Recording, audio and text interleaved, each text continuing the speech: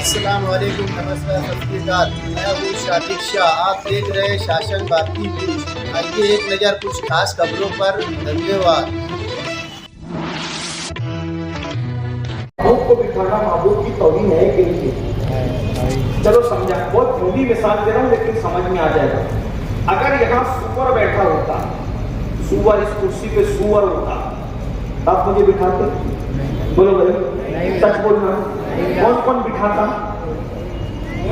کون نہیں بٹھاتا؟ ہاتھ اٹھا کے کہے کون نہیں بٹھاتا؟ ٹھیک ہے، کرسی پہ سور بیٹھا ہو تو امین القادری جیسے آدمی کو آپ تو اس سے محبت نہیں، اس کو آپ بٹھائیں گے؟ بولو بھائی، بلکہ وہ بیٹھ کے اٹھ کے چلا بھی جائے تو اس جگہ کو پاک کیے بغیر آپ بٹھائیں گے؟ سور زیادہ گندا ہے یا زنا زیادہ گندا ہے؟ بولے زنا، کیونکہ سور کی لگی ہوئی نجاست چند چلو پانی سے دھلی جا سکتی ہے، لیکن زنا کی نجاست اگر دل پہ لگ جائے تو 7 سمندر کا پانی بھی نہیں دھل سکتا۔ ٹھیک ہے، تو سور سے بڑی نجاست زنا، زنا کی محبت کسی کے دل میں ہو۔ سور سے بڑی نجاست جوا، اس کی محبت کسی کے دل میں ہو۔ سور سے بڑی نجاست سود اور حرام کھانے کی محبت جس کے دل میں ہو۔ کینہ سور سے بڑی نجاست، حسد سور سے بڑی نجاست، بغض سور سے بڑی نجاست۔ میں ایک جملے کا ذمہ دار ہوں، میں ثابت کروں گا سور سے بڑی نجاست ہے یہ زنا، سود، جوا، حسد، بغض، کینہ۔ تو جب سور کی نجاست پر اپنے زمانے کے سید کو نہیں بٹھاتے تو یہ جو سور سے بڑی نجاست جو دلوں کے اندر ہے، اتنی ساری نجاستیں جو اتنے سارے سور بیٹھے ہوئے ہیں اس دل کے اندر، تو کیا اس دل میں نبی تشریف لا سکتے؟ اس دل میں نبی کی آمد ہو سکتی؟ تو کرنا کیا پڑے گا؟ جب تک ان سوروں کو دل سے نکالو گے نہیں، یہ جملے سخت لگ رہے ہوں گے لیکن یہ حقیقت ہے۔ جب تک ان سوروں کو بغض، کینہ، حسد، یہ جوا، شراب خوری، زنا خوری، بدکاری، جب تک اس کو نہیں نکالو گے، جب تک نبی دل میں نہیں آئے، اس کو پاک کرو، اس کو پاک۔ بلکہ ایک جملہ یہاں ایڈ کر دیتا ہوں، اب بات ختم کرتا ہوں، پھر اپنے عنوان پہ چلتا ہوں۔ غار حرا میں حضور رہے، لیکن ہجرت کی شب حضور کہاں گئے؟ کس غار میں گئے؟ جن کو معلوم بول دو کہاں گئے؟ ہجرت کی شب حضور کہاں گئے؟ غار ثور میں۔ توجہ، لیکن حضور غار حرا میں گئے تو اکیلے گئے، کیونکہ غار حرا پہلے سے صاف ستھرا تھا،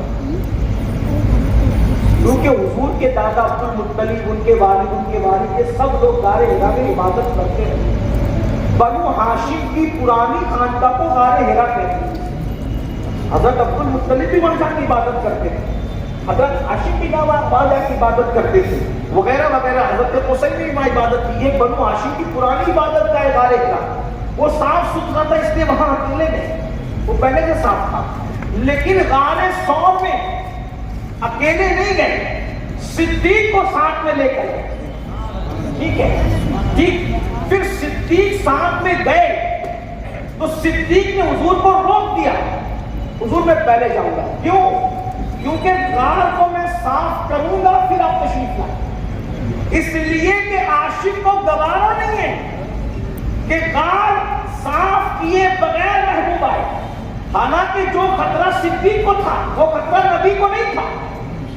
بھئی جانور صدیق کو کاٹ سکتا ہے، جانور نبی کو نہیں کاٹ سکتا۔ جانور کو اجازت نہیں ہے، جانور پہ حرام ہے، جانور نبی کو نہیں کاٹ سکتا، جانور نبی کو نہیں کھا سکتا، مٹی نبی کو نہیں کھا سکتی، جانوروں پہ حرام ہے، جانور بھی نبی کی تعظیم کرتے ہیں۔ تو بھئی جس کے لیے خطرہ تھا وہ کیوں گیا؟ جس کے لیے خطرہ نہیں تو اس کو جانا چاہیے تھا۔ لیکن صدیق کا عشق بتا رہا ہے یہ محبوب بہت نزیف ہے، یہ غار وہ جو غار میں جانا ہو، جو غار میں مکڑی ہو، جو غار میں گھان کچرا ہو، اس میں محبوب نہیں آ سکتا۔ پہلے صفائی کی جائے گی، اس کے بعد محبوب کو بلایا جائے گا۔ تو مسلک عشق کو پتہ چل گیا، جب تک غار صاف نہ ہو محبوب نہیں آتا، اور جب تک دل صاف نہ ہو محبوب کیسے آ سکتا ہے؟ یہ فلسفہ صدیق اکبر نے سمجھایا۔ اگر محبوب محبوب کو بلانا ہے، محبوب تو آنے کے لیے تیار ہے، وہ تو آنے، لیکن کوئی صدیق کی طرح، اس کو امام کہتے ہیں قسمت سور و حرا کی حرص ہے، قسمت سور و حرا کی حرص ہے، چاہتے ہیں دل میں گہرا غار ہم۔ بات دور نکل گئی، میں کیا کر رہا تھا، بہت دور چلی گئی بات۔ ام المومنین سیدہ عائشہ صدیقہ نے پوچھا، یہ کہہ رہا سب کو یاد ہے کہ نہیں، بھول گئے؟ ام المومنین، حضور آپ کی زندگی کا سب سے مشکل ترین دن کون سا؟ حضور کا آپ نے بھی سن لیا، نوح علیہ السلام نے ہلاکت کی دعا، بد دعا نہیں کہہ رہا ہوں، نبی کے لیے ہم بد دعا نہیں، کیونکہ نبی کا کوئی چیز بد نہیں ہوتی، جب بد دعا بیان کرنا ہوتا ہے تو ہم کیا کہتے ہیں، دعائے ضرر یا ہلاکت کی دعا، اس لیے آپ کے الفاظ کا سلیکشن صحیح کیا کریں جو نبوت کی بات ہے۔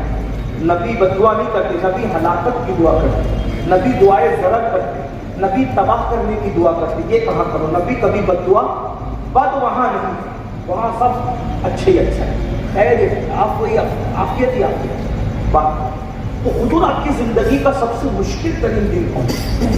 کیونکہ ام المومنین نے سن رکھا تھا، بلکہ سن کیا دیکھ رکھا تھا کہ احد کا دن حضور کے لیے سب سے مشکل دن۔ احد کا دن کون سا؟ 70 جنازے ایک ساتھ ہوئے، بہت مشکل دن۔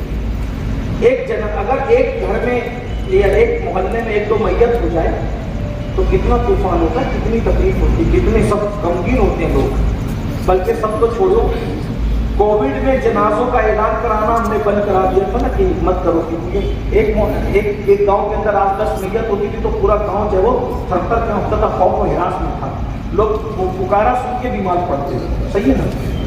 تو 70 میتیں، 70، اور وہ بھی بڈھے نہیں، 70 جوان، 70 شہادتیں ایک ساتھ تھی۔ اس میں پہلی رات کا دولہا بھی ہے، حضرت حنظلہ، اس میں رسول اللہ کا شعر بھی، حضرت حمزہ۔ حضرت شہادت نہیں ہوئی، کلیجے چبائے گئے، کلیجے چبانے والوں نے چبایا، ہونٹ کاٹنے والوں نے کاٹا، انگلیاں کاٹنے والوں نے کاٹی، کان کاٹنے والوں نے کاٹا، ناک کاٹنے، اور اس کو سوئی کے ذریعے سے دھاگے میں پرو کر کے ہار بنا کے پہننے والوں نے پہنا، بازو بند بنانے والوں نے بازو بند، تینوں نے بھی کیا، لیکن یہ ہوا سب۔ کئی خواتین کا سہاگ گزرا، کئی بچے یتیم ہوئے، وہ احد کا دن تھا۔ یہ سب تو اپنی جگہ تھا، اس سے بڑی مصیبت رسول اللہ کے بالوں میں کڑیاں گھس گئی، حضور کو دھکا دے کے حضور کی سواری کو گڈھے میں ڈھکیل دیا۔ جب حضور کی سواری کو دشمنوں نے گڈھے میں ڈھکیلا تو حضور کے گھٹنے پھوٹ گئے، گھٹنے شریف، یہ بہت ہے۔ حضور علیہ السلام ایک لفظ پوچھے، کبھی اچھا نہیں لگتا، یہ رسول اللہ کے نامناسب، ہماری عقیدت پہ گوارا نہیں، لیکن اتنا بتانا آپ کے حضور کی گھٹنوں پہ زخم آ گئے، پورا وجود ان سے لہو لہان، حتیٰ کہ حضور علیہ السلام کے دانت، آگے کے دانت کے 2 کنارے شہید ہوئے، کڑی گھس گئی گال میں کڑی گھس گئی، گال میں کڑی، دونوں گالوں میں کڑی گھس گئی، خون اتنا بہ گیا کہ بس تقاضۂ بشریت حضور پر کشی کی کیفیت آئی۔ یہی تو رونا ہے کہ حضور کی سیرت ہمیں پتہ نہیں، ہم یہ سمجھتے ہیں کہ حضور نے چاند کے 2 ٹکڑے کیے اور اسلام پھیل گیا۔ صرف چاند کے ٹکڑوں سے اسلام نہیں پھیلا، حضور کے دانت کے بھی ٹکڑے ہوئے، دندان شہید ہوئے، حضور کے دندان شہید، اور پورے نہیں بلکہ دانت کے کنارے شہید۔ اور یہ بھی میں بتا دوں، حضور کے دانت کے کنارے شہید ہونے سے حضور کے دانت میں عیب پیدا نہیں ہوا۔ وجہ، کبھی بھی آپ کسی کانچ کو ہلکا سا تراشنا تو اس کی چمک اور بڑھ جائے گی۔ میرے نبی کے جو دانت تھے نا، موتیوں کی طرح جمے ہوئے، ہلکے سے کنارے جب اس سے نکلے ہیں تو روشنی اور بڑھ گئی ہے، اتنی بڑھ گئی کہ مسکراتے تھے تو نور نکلتا تھا، اور اتنا نکلتا تھا کہ کمرے روشن ہو جاتے تھے۔ روایت ہے نا کہ ام المومنین سیدہ عائشہ کی سوئی گر گئی اور گم ہو گئی، حضور آئے، مسکرائے، بولا کیا ہوا؟ بولا حضور میری سوئی گم ہو گئی۔ جب مسکرائے تو ایسی روشنی دانتوں سے نکلی کہ کمرہ اتنا منور ہو گیا کہ ام المومنین کہتی میں نے اپنی گمشدہ سوئی کو ڈھونڈ لیا نہیں، کیا کہا؟ میں نے پا لیا۔ ایک ہے ڈھونڈنا، ایک ہے پانا. اتنی روشنی ہوئی کہ ڈھونڈنا پڑا، اور اتنی ہوئی کہ چیز نظر آئی اٹھا لیا. اب میرے امام کہتے ہیں سوزن گم شدہ، سوزن گم شدہ ملتی ہے تبسم سے، سوزن گم شدہ ملتی ہے تبسم سے تیرے. شام کو صبح بناتا ہے اجالا تیرا، شام کو صبح بناتا ہے اجالا. دوبارہ ام المومنین نے کہا میں بات سمیٹتا ہوں، اپنے عنوان پہ نہیں آ سکا. دوسرا پروگرام کیا ہے؟ کل نادیہ پروگرام 1 تاریخ کو جلانی چاہیے. اسی عنوان کو تسلسل کریں گے. اینڈ سن لیجیے. ام المومنین کہتی ہے زندگی کا سب سے مشکل دن کون سا تھا؟ تو پھر خود ہی کہتی ہے، خود ہی اسٹیٹمنٹ پیش کرتی ہے آپ کی زندگی کا سب سے مشکل دن احد تھا نا؟ یا رسول اللہ احد تھا؟ آقا نے میں نہیں. جس کو سب لوگ زندگی کا سب سے مشکل دن سمجھ رہے ہیں، آقا فرماتے وہ میری زندگی کا سب سے مشکل دن نہیں تھا. جس دن 70 جنازے اٹھے، جس دن دندان شہید ہوئے، جس دن گالوں میں کڑیاں گھس گئی، جس دن پورا وجود خون سے لہو نہان ہو گیا، جس دن حمزہ کی بیوی بیوہ ہو گئی، جس دن حنظلہ کی پہلی رات کی دلہن کا سہاگ اجڑ گیا، جس دن شماس کے بچے یتیم ہو گئے، جس دن اللہ اکبر مصعب ابن عمیر کا اس کے چہرے کا مسلح کر دیا گیا. اللہ اکبر. یہ صحابہ 70 صحابہ کو جس دن شہید کیا گیا اور مدینے میں کوہرام مچا تھا، مدینے منورہ کے اندر آہو بکا مچا تھا. فرمایا عائشہ وہ میری زندگی کا مشکل دن تو ہے، لیکن سب سے مشکل دن میری زندگی کا وہ نہیں ہے. پھر ام المومنین نے پوچھا، غور سے سن لیجئے مسلمانوں، پھر اپنے نبی کی شان تمہیں سمجھ میں آئے گی. امت سے پیار کتنا ہے، اپنی امت سے محبت کتنی ہے، امت کے غمگسار کی شان کے ہیں. اللہ اکبر. میرے آقا فرماتے ہیں عائشہ میری زندگی کا سب سے مشکل ترین جو دن گزرا ہے وہ احد نہیں تھا، وہ بدر نہیں تھا، خندق اور خیبر نہیں تھا. میری زندگی کا سب سے مشکل ترین دن وہ تھا جس کو طائف کہتے ہیں. میں اکیلا تھا اور میرا ایک ساتھی میرے ساتھ تھا. آقا فرماتے ہیں اس دن کی داستان عائشہ یہ ہے، اس سے زیادہ مشکل دن میری زندگی میں نے کبھی نہیں دیکھا. میری زندگی کا سب سے مشکل ترین دن تھا. وہ دن بیان کروں گا، لیکن میں اپنے جوانوں سے کہتا ہوں دین کو پیٹ کے پیچھے ڈالنے والوں، دین کو پیٹ کے پیچھے ڈالنے والوں، شریعت مصطفیٰ کا خود مذاق اڑانے والوں اور دین کو بھول جانے والوں، ذرا تصور تو کرو نبی نے کتنی محنتیں کی ہے، آقا نے کتنی محنتیں کی ہے، تب کہیں جا کر یہ دین ہمارے گھر تک پہنچا ہے. میرے آقا فرماتے عائشہ وہ دن جو میری زندگی کا سب سے مشکل ترین دن تھا اس کی داستان سن لو مجھ سے. آقا کے فرمان کو بطور مفہوم پیش کر رہا ہوں. فرماتے ہیں جب مکے والوں نے میری بات نہ سنی تو میں طائف چلا گیا. میرے ساتھ ایک ہی فرد تھا اور میں طائف گیا تو میں طائف کے مالداروں سے، سرداروں سے میں نے ملاقات کی. انہوں نے مجھے گالیاں دی، جو گالیاں انہوں نے حضور کو دی ہے میرے اندر ہمت نہیں ہے. تاریخ اور سیر کی کتابوں میں لکھی ہوئی ہے انہوں نے اتنے گندے گندے جملے مصطفیٰ جان رحمت کو کہے کہ اس کو نقل کرنا مجھے اچھا نہیں لگتا. حالانکہ نقل کفر نہ باشد، کفر کو بیان کرنا نقل کے طور پہ یہ کفر نہیں ہے، لیکن مجھے اچھا نہیں لگتا. مگر انہوں نے بہت بھونڈی گندی باتیں کہی اور اس کے بعد اگر اتنی گندی باتوں پر وہ چپ رہ جاتے تو بھی انہوں نے کم جو ہے وہ جفا نہیں کی، انہوں نے کم بدماشیاں نہیں کی. لیکن اس سے بڑی بدماشی یہ کہ اللہ کے رسول علیہ السلام کے پیچھے وہ طائف کے لڑکوں کو، چھوکروں کو لگا دیا اور کہا کہ اس کے پیچھے چلاؤ پاگل پاگل پاگل، استغفر اللہ، العیاذ باللہ، العیاذ باللہ، استغفر اللہ ثم معاذ اللہ. صرف بیان بتانا کہ تم محسوس کر سکو. وہ چلاتے تھے جس کے قدموں میں عقل و شعور سجدہ ریز ہو کر معراج پاتی ہے اس کو مجنون کہا گیا. اور پیچھے سے پتھر مارتے تھے، پتھر مار کر چلاتے تھے. میرے آقا فرماتے ہیں عائشہ انہوں نے مجھے اتنے پتھر مارے کہ میرا سر زخمی کیا، میرا جسم زخمی کیا، حتیٰ کہ سر سے لے کر پیر تک جب میں زخموں سے نڈھال ہوا اور میرے کپڑے خون سے لہو لہان ہو گئے اور میں زخموں کی تاب نہ لا کر بتقاضے بشریت جب بیٹھ گیا تو انہوں نے دونوں طرف سے بازو پکڑ کے مجھے اٹھایا اور اٹھا کر کے کھڑا کیا اور کھڑا کر کے انہوں نے میری پنڈلیوں پہ پتھر مارے. پنڈلیوں پہ پتھر مارے. اللہ کے رسول فرماتے ہیں کبھی پنڈلی پر ہلکی سی چوٹ آ جائے بلکہ پنڈلی پر کوئی لوہا لگ جائے, پتھر لگ جائے, پنڈلی پہ گوشت نہیں ہوتا. یہ جو پنڈلی کا آقا فرماتے ہیں انہوں نے میری پنڈلی پر نشان لگا کے پتھر برسائے. آقا فرماتے ہیں جب میں بیٹھ جاتا تو مجھے بازو پکڑ کے کھڑا کرتے, جب میں بیٹھ جاتا تو مجھے اور میری پنڈلیوں پہ پتھر مارتے.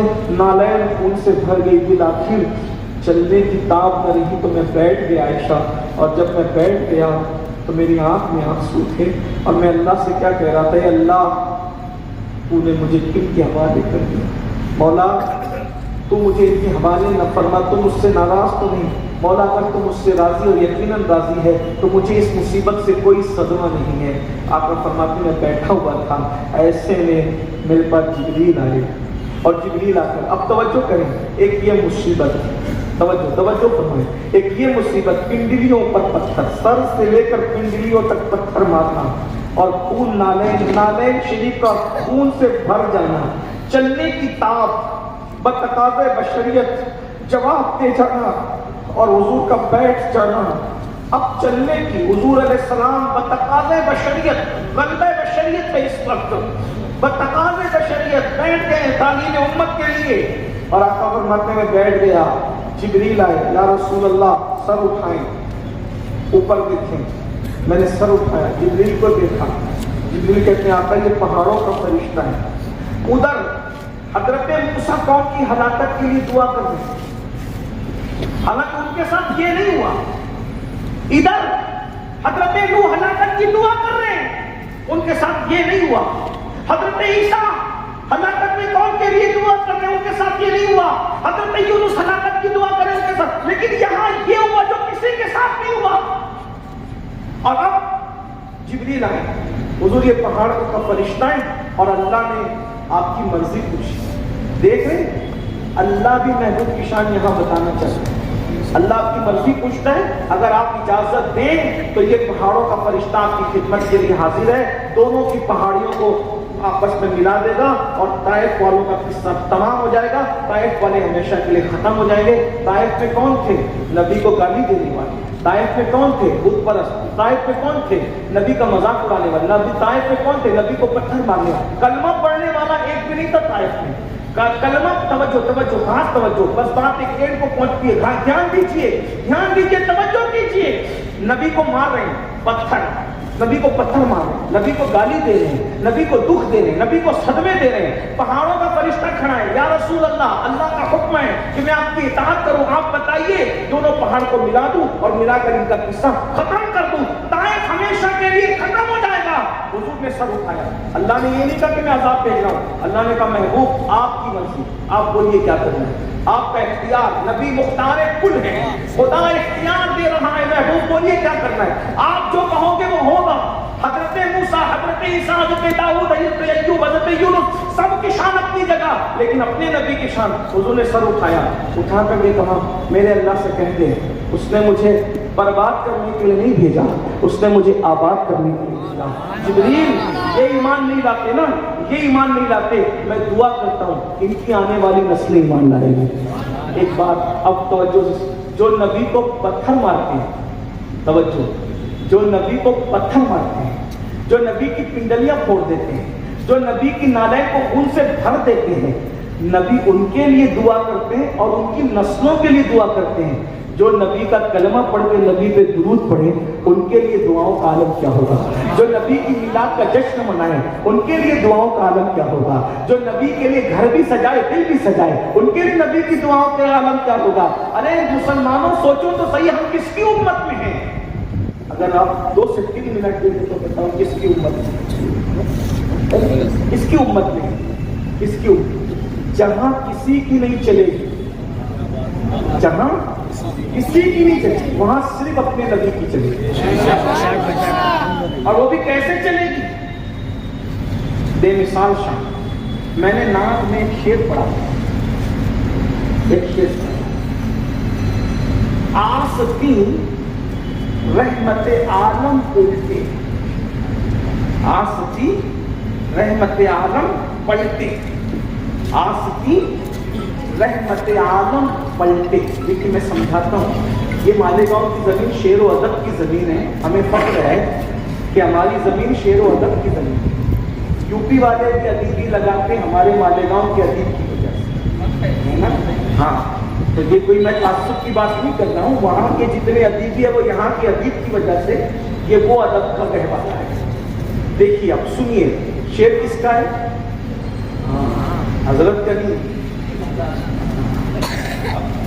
आसती रहमत आलम पलटे, कमरे पाक पे दामन बांधे। क्यों? ये दामन कहते हैं, ये कमरे पाक पे दामन बांधे। ये किसकी अलामत है पता है? वो बहादुरों की अलामत है जो काम करने के लिए निकले तो कर जाएंगे। और ये कौन सा मंजर बयान हो रहा है? ये कौन सा मंजर बयान हो रहा है? ये कयामत का मंजर बयान। जब तवज्जो देखो, सब आप सबकी तवज्जो इस तरफ, मेरी तरफ देखिए। तकलीफ सुनी नहीं जाती, सिर्फ देखी जाती है। ये दिखा रहा हूं आपको, समझ में आएगा। एक बंदा है, वो गिर गया गड्ढे में। गड्ढा कह रहा हूं मालेगांव की जुबान में, अपनी जबान में मैं कहना चाहता हूं, मुझे किसी से सनद लेने की जरूरत नहीं है। आपको समझ में आ जाए ये मेरी सनद है? कोई गड्ढे में गिरा, तवज्जो, कोई गड्ढे में, भाई साथी दर्द और छोड़ो सभी, याद की गुफ्तगू हो रही ना, सब इसमें डूब जाओ, अपने नबी की शान दो। गड्ढे में कोई गिरा, हाफिज मकसूद साहब चिल्लाने लगे, गिर गया गिर गया गिर गया। अब्दुल रशीद भाई चिल्लाने लगे, गिरा गिरा गिरा। साबरी साहब चिल्ला रहे हैं, चिश्ती साहब चिल्ला रहे हैं, सैफी साहब चिल्ला रहे हैं, गिरा गिरा गिरा। अरे क्या हंगामा है, सब चिल्ला रहे, गिरा गिरा गिरा गिरा। अरे हुआ क्या भाई? अब्दुल कादरी गड्ढे में गिरा। यार मैं इमाम मस्जिद या रसूल अल्लाह का, वो इतने मोटे ताजे आदमी को मैं तो नहीं निकाल सकता ना। कादरिया मस्जिद का इमाम, इमामत करना अलग बात है, गड्ढे में गिरने वाले को निकालना अपने बस की नहीं। ये सब बातें सब हंगामा कर रहे थे, हाथ हुआ कर रहे थे। ऐसे में कोई एक पहलवान है, वो पहलवान है, बोलते एक क्या की चिल्लाट पुकार मचाओ। वो बोले वो गड्ढे में गिर गया, मैंने कहा गड्ढे में गिरा। उसने आस्तीन चढ़ाई और आस्तीन चढ़ाकर फिर अपना दामन बांधा। तो सब देखकर कहते ये काम करेगा, ये काम करेगा, ये गड्ढे से निकालेगा, क्योंकि ये बहादुरों की सिफत है और बहादुर लोग ऐसा करते हैं। क्योंकि जब इस तरह के काम होता है तो फिर वो ऐसे ही होता है। अब सुनिए, जब जहन्नम में गिरने वाले गिर जाएंगे, जब जहन्नम में गिरने वाले गिर जाएंगे, और जहन्नम कितना गहरा है, इतना गहरा है जहन्नम, कितना गहरा? 70,000 साल तक कोई पत्थर उसमें जाता है तो तह में पहुंचता है। और 70,000 साल के अंदर के गड्ढे में कोई गिरेगा तो नजर भी तो आना चाहिए, निकालने के लिए नजर भी तो इतनी तेज हो कि 70,000 साल की गहराई तक जाए कि किस किस को निकालना है। अरे निकालने जाए अब्दुल्ला को और निकाल लाए उसको, नाम नहीं लूंगा, समझ में आती है कि नहीं बात? भाई निकालने जाए, समझ लो अब्दुल्ला को निकालना है, सलाम को, तो क्या गड़बड़ नहीं होगी? बोलो भाई होगी कि नहीं होगी? अरे निकालने जाए अब्दुल रहमान को, इब्ने उबई को निकालना है, देखेगा, पहचानेगा, जानेगा, मोमिन है, मेरा है, नजर आएगा, चेहरा पहचाने तब तो। और फिर 70,000 साल नीचे फुट में पड़ा हुआ है, तो हाथ भी तो किसी का इतना लंबा चाहिए कि उसके हाथ में हाथ डाल के निकाले। अब जो जहन्नम में गिरने वाले पे गिर गए, हवा मचाए, गिर गए गिर गए गिर गए, जहन्नम में चले गए चले गए चले गए। कोई बचाओ तो नफ्सी नफ्सी इज़हबू इला गैरी, नफ्सी नफ्सी इज़हबू इला गैरी, नफ्सी नफ्सी इज़हबू इला गैरी। आज कोई नहीं बचाता, इसलिए कि बचाने वाले की शान अलग है। क्या है बचाने वाले की शान?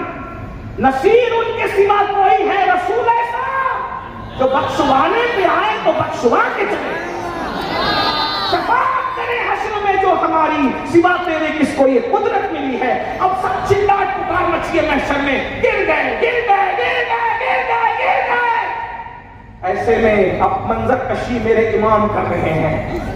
اسی کو احمد رضا کہتے ہیں حضور آئے, کس کے جلوے کی جھلک ہے, یہ اجالا کیا ہے, ہر طرف حدید ہے, حیرت زدہ تختہ کیا ہے, کس کے جلوے کی جھلک ہے, یہ اجالا کیا ہے, ہر طرف پورا کلام ہے وہ نہیں پڑھتا. تب حضور آئے محشر میں. محشر میں کیسا محشر ہوگا, حضور آئے, ان سے بڑا ہے کوئی طاقت پر, سب شان والے کسی کی توہین نہیں, کسی کا نام نہیں, سب شان والے, لیکن کسی کی نہیں چل رہی ہے, نہ مقرر صاحب, نہ مبلغ صاحب, نہ وائس صاحب, نہ امام صاحب, نہ پیر صاحب, سب نفسی نفسی نفسی نفسی. ایسے میں میری آقا کی آمد, کیا ہوا کس پہ بلا ٹوٹی ہے, کیا ہوا تو پھر ہوگا حضور گر گئے, یہ امین القادری کی کیا, اللہ گر گیا, فلاں کی کیا, فلاں گر گیا. تو اب جب گرنے والا گرا 70,000 سال نیچے, اور کہاں, جہنم, آگ, اللہ نہ کرے تمہیں گرے اس میں,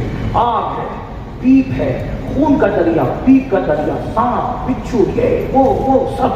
اب حضور آتے کہتے ہیں کون گیا, بولا گیا. اب حضور نکالنا چاہتے اس کنویں سے, جہنم کے کنویں سے. تو امام احمد رضا اب اس کی منظر کشی کرتے ہیں, آستی رحمت عالم پلٹے.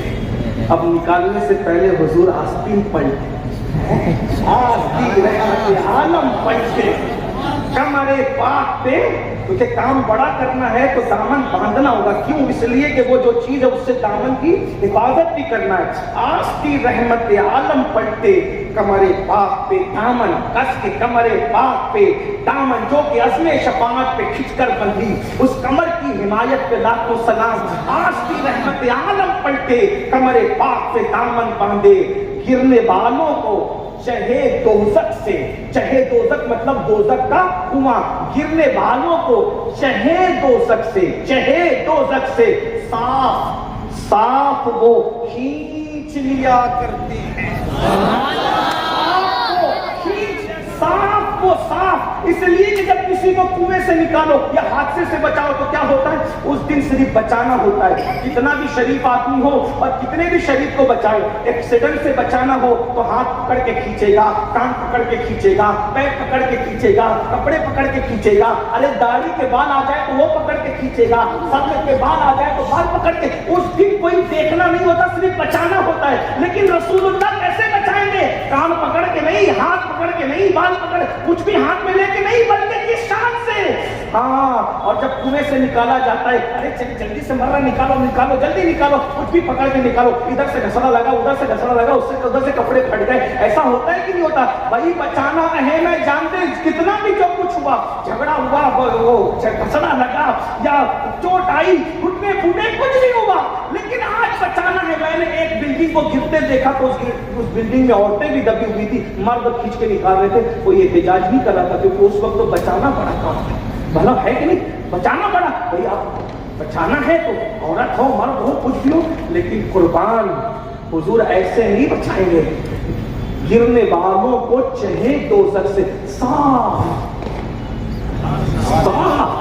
دوزخ کا گھسڑا بھی لگنے نہیں دیں گے, ادھر ادھر کنویں کی دیواروں سے لگنے بھی نہیں, صاف وہ کھینچ لیا کرتے ہیں. جیسے آٹے سے کوئی بال نکال لیتا ہے, ویسے حضور اپنی امت کو جہنم سے نکال لیتا ہے.